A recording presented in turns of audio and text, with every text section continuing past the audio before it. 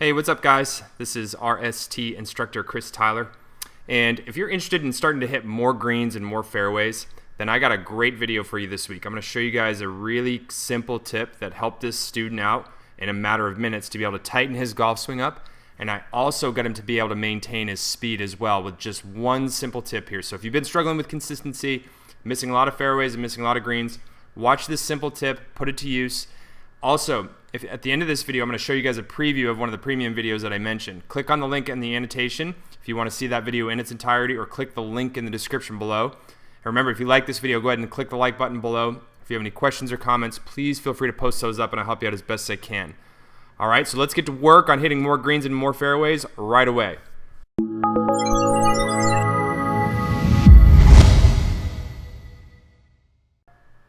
Hi everyone. This is RST instructor Chris Tyler. Have you been struggling with consistency? Have you been struggling hitting a lot of greens in regulation? It's a frustrating thing for sure. And one of the things that I want to show you guys in today's video is how we can start to make your golf swing more consistent and also be able to maintain the same club head speed from a shorter and more controlled environment. I want to introduce you guys to Michael. Now Michael's a student here at Rotary Swing. And you can see over here on the left-hand side of the screen, this was his swing at the start of the session. And over here, in just a matter of minutes, we were able to shorten and tighten his golf swing up with one really critical focus point that we'll go over today. And that's really kind of the main goal is that we want to make sure that we're extracting any sort of major timing variables in the golf swing so that the golf swing does the same thing from one day to the next. And Michael's been through pretty much every methodology out there, has read tons of magazines and really never gotten a good clear explanation as how is he going to make his golf swing more consistent and still also be able to maintain his speed at the same time. So what our focus points were to be able to shorten this golf swing up, and I know these aren't full swings at this point, but this is a work in progress. But your focus point, if you've noticed that your golf swing is getting longer and more out of control, I want you to pay attention over here on the left-hand side of the screen. You get right to the top of the swing here. And I'm going to point out these areas so that you can focus on getting yourself into a much better spot at the top here. But notice how straight this right leg is gone, opposed to this right leg is still maintaining the flex in it. Also, another big glaring difference is that when your right leg starts to go very straight, even looking at this from a down the line perspective, you'll see a pretty good sized window start to open up here between the knees to where you could, you could drive a car right through there. It's so big. Over here, we can notice that the window is really kind of closed up. Now this has actually limited the amount of rotation that is in his hips. And in turn, what that's done is he started to feel some load into his glute muscles here. Okay, so his glutes really started to contract, which in turn, when we restrict the hips and we start to stabilize them, he started to feel his midsection finally starting to get some really good coil in it.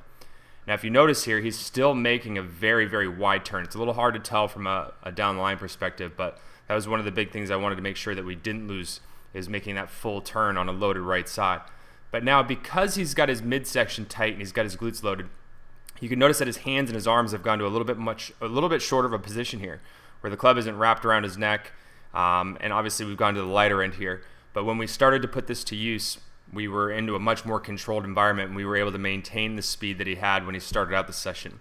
So again, if you've been struggling in your golf swings with things being long and out of control and a little bit inconsistent, I encourage you guys to start to work on loading your trail leg up properly.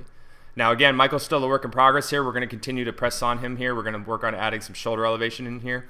And for those of you guys that haven't had the ability to really get into a good full loaded backswing position, I want you guys to check out 5 minutes to a perfect backswing and checkpoints to a perfect backswing. These videos will be over to the right-hand side of the video player underneath the recommended videos tab. Okay, so make sure you check that out and get to work on building those great-looking backswings by making sure that you stabilize your lower body. And I wish you guys all the best. Let's play some great golf. Once you've mastered the setup and the takeaway, it's time to get us all the way to the top of the backswing. I'm going to walk you through the exact same progression that I use when I teach students in person, so that you can get the exact same experience and understand exactly how you need to work through the backswing to get into a perfect position at the top every time without any problems. There's two techniques that I use. The first one is progression or stacking.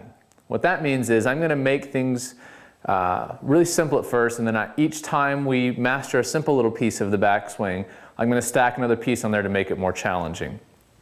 The second piece is I'm going to use isolationism. And what that means is I'm going to take all the distractions away at first. There's going to be no club, no ball, none of that. So we're really just focusing on movement. So what you're going to do is to get into this depth dimension, because obviously the club's going to end up behind us, that is handled through rotation. So now as I turn, that moves my arms, starts to move them into this depth dimension. It's done by rotation, not by me taking my arms and swinging them across my body. That's going to end up with a flat swing. So what your arms do is that they feel as if they're only moving straight up and down in this vertical dimension. And as I'm doing this, this is when our first drills are going to start. It feels like I'm just moving my hands straight up and down over my head. That's it. They're not moving this way. They're moving straight up and down. So when I put these two together, vertical movement and depth movement, rotation, here's what it looks like. So I'm going to only do vertical movement while rotating. And when you put the two together, you start to create a golf swing and a swing plane.